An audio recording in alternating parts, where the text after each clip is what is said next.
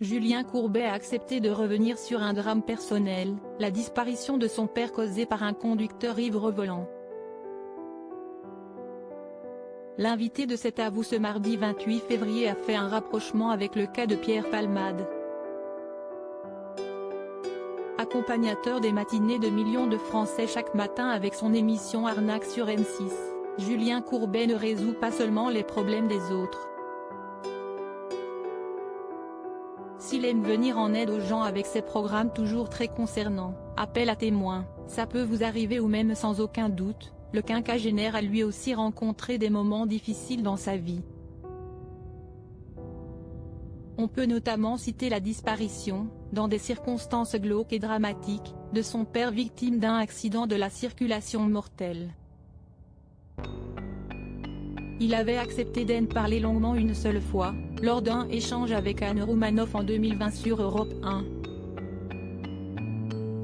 3 ans plus tard, celui qui n'avait que 28 ans à l'époque du drame revient sur l'incident dans cet avou. Deux histoires avec quelques similarités face à Anne-Elisabeth Lemoine, l'animateur de 58 ans aujourd'hui se souvient, « Mon père venait juste d'être à la retraite, il marche sur le trottoir et un homme qui était alcoolisé au volant, le fauche. Il le fait exploser, il n'y a pas d'autre mot. Il le laisse par terre et il se sauve. Après s'être sauvé, il va voir la police pour faire croire qu'on lui a volé sa voiture. Point. Sauf que les policiers ont trouvé son comportement bizarre, donc à 5 h du matin ils sont allés perquisitionner chez lui et ils ont trouvé les clés de la voiture. Malgré les faits énoncés, l'auteur n'est pas allé en prison. Il a écopé de 3 avec sursis au bout du compte, dévoile le présentateur qui ne peut s'empêcher de faire un rapprochement avec l'actualité de ces dernières semaines.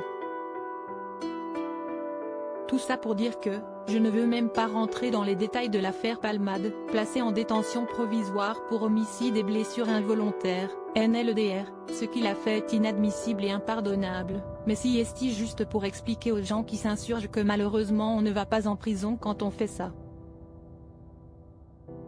Il n'a pas eu de traitement en particulier parce qu'il est connu, il a peut-être eu un traitement en défaveur, analyse-t-il. Une opinion bien tranchée. L'ex-visage de TF1 aimerait aider ce type de personnes, comme l'homme qui a tué son père, pour éviter que de telles situations se reproduisent. Je souhaite qu'il soit soigné et surtout après, je pense que je l'aurais accompagné pour aller dans les écoles, les facs etc. Afin qu'il explique ce qu'il s'est passé. Qu'il dise j'ai pris le volant complètement sous et j'ai brisé une famille, explique cet habitué du petit écran. Selon lui, une incarcération l'aurait amené à faire des mauvaises rencontres, peut-être basculer dans d'autres choses, donc ça ne sert strictement à rien, dans ce cas. À lire aussi Julien Courbet, ses rares confidences sur la mort tragique de son père.